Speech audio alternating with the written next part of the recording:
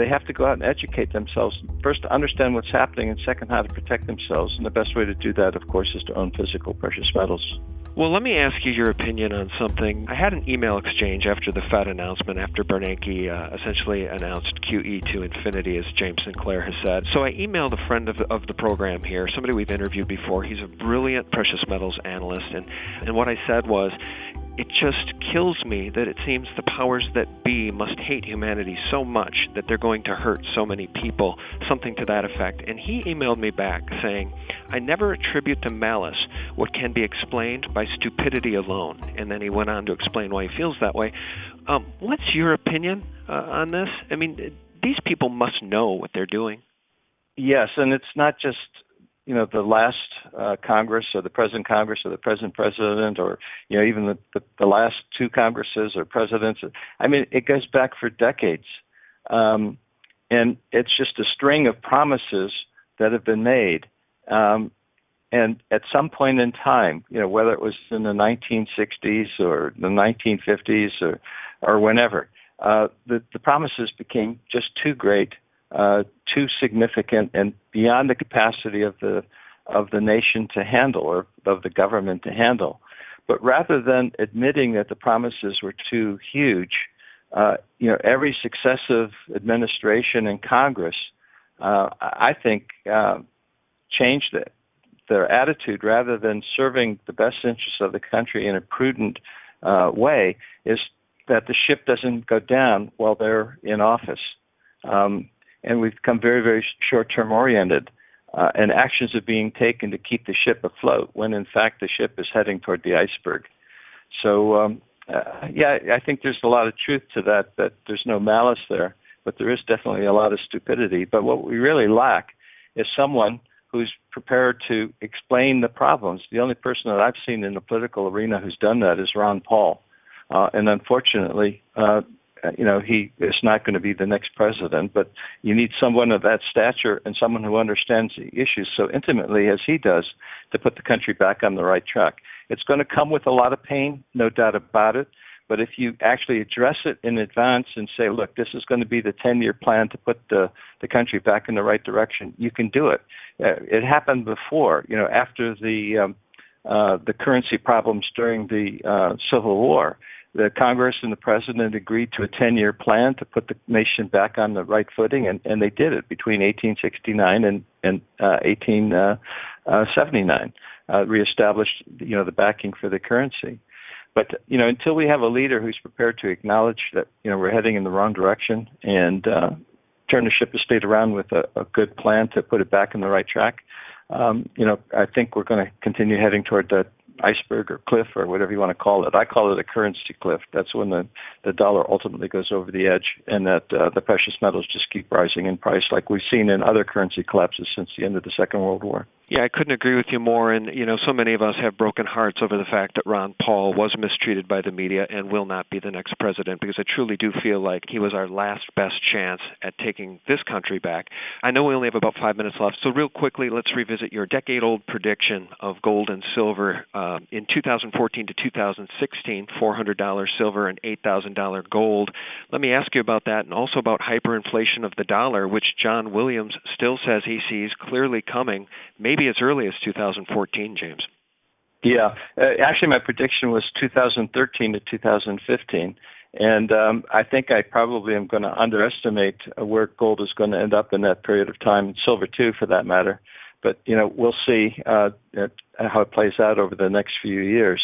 But I see no reason to suggest that, the metals are not going to go at least that high, simply because we're headed in a direction of money printing and currency debasement and currency destruction.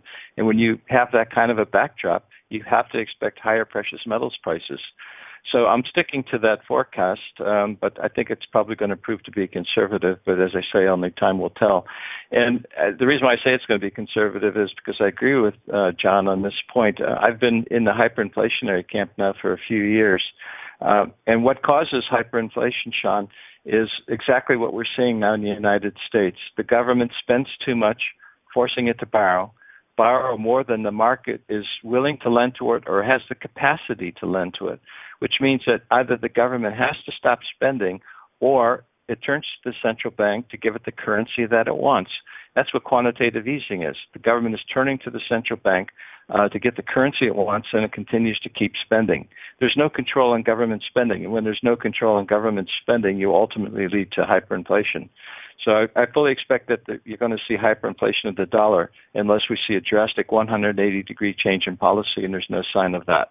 Okay, James, I know that we need to let you go here real quickly. May I ask you one other question? Actually, I want two other questions. I want to talk to you about GoldMoney. But what would you say to those of us who still have money trapped in 401ks or IRAs, and if it represents a lifetime of savings, it's very difficult to take all of that money out at once because you get absolutely annihilated on taxes. I know I've tried.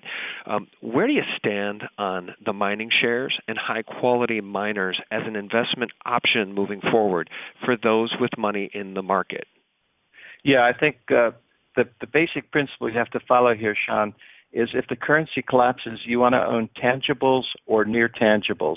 You want to own tangibles like gold, silver, agricultural real estate, commercial buildings that make sense, apartment buildings that make sense, et cetera, or near tangibles like the equities of companies that own mines or oil wells and things of that nature. Because the real wealth is intangibles. It's the financial assets that get destroyed during a collapse. So you want to be out of dollar-denominated things. You want to be out of things like T-bonds, insurance policies, T-bills, bank accounts, anything where you're only going to get dollars back in the future. If you go into a hyperinflation, the price of shares that are tied to tangibles will rise. That's been the experience throughout history in terms of hyperinflationary blow-offs. Okay, in an environment where we have hypothecation and rehypothecation of assets, I think it's very important for the audience who's listening to know, get those mining shares registered in your own name and away from the DTCC. So, James, let's talk about GoldMoney because I want people to understand that your allocated precious metals in folks' own names in the GoldMoney vaults, that's not hypothecated. That's actual physical metal in the name of the person who opened the account with you, and it's audited how many times a year? It's audited every other month, and those audits are available to customers when they log into their holding, and they can review those audits going back, in the history of the company. We've not had any exceptions to those audits, meaning that we've always complied with all of the representations we make on the website as well as in our customer agreements. So, when you buy physical metal, Sean, there are only two ways to do it. You buy it and store it yourself, or you buy it and have someone store it for you professionally, which is obviously what we do in GoldMoney. And there's no one real answer, other than you have to do what you need to do to sleep well at night. And I think the best way to achieve that is to diversify your assets. Yes, you want to own some precious metals and coins and have them in your house, but how much do you want to put in the house and put at risk to theft and things of that nature? So when you turn to professional storage, you can look to GoldMoney or any of the other companies out there, but make sure that they have the governance that we use, where you actually have audits to prove that the gold really exists. And of course, the other advantage that GoldMoney offers is that we're based in Europe, and we offer vault locations in 4 different countries around the world, which gives you an opportunity, again, to mitigate the risk by diversifying geographically in different political systems, which is, again, something that I recommend. Yeah, diversification is absolutely key. And the last question, I'm going to let you go, is are we in stage 2 of this bull market in precious metals, or are we now entering stage 3? No, we're still in stage 2 for gold. We're still in stage 1 for silver. Stage 1 is when you have the apathy and neglect and nobody's paying attention. You don't see silver mentioned much at all in the mainstream media. That won't happen until you get over $50 an ounce. Then you're in stage 2. Gold went into stage 2 when it went over $1,000 an ounce, and that's why you're seeing increasing attention given to gold in the mainstream media. But stage 3, when the speculators and everybody and their aunt and uncle are jumping in feet first, and gold becomes overvalued, that's still in the future. Maybe it'll happen between 2013 and 2015.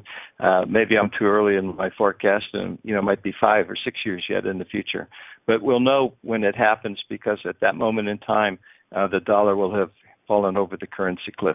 Well, we've taken 5 minutes more of your time than I said I would, and I apologize for that. You're just one of the most interesting guys in the precious metals arena, and we really respect your voice and your opinion on all these matters. So, James Turk, the founder of GoldMoney, thank you so much. And just real briefly tell people, what is it, goldmoney.com? How do they sign up for an account?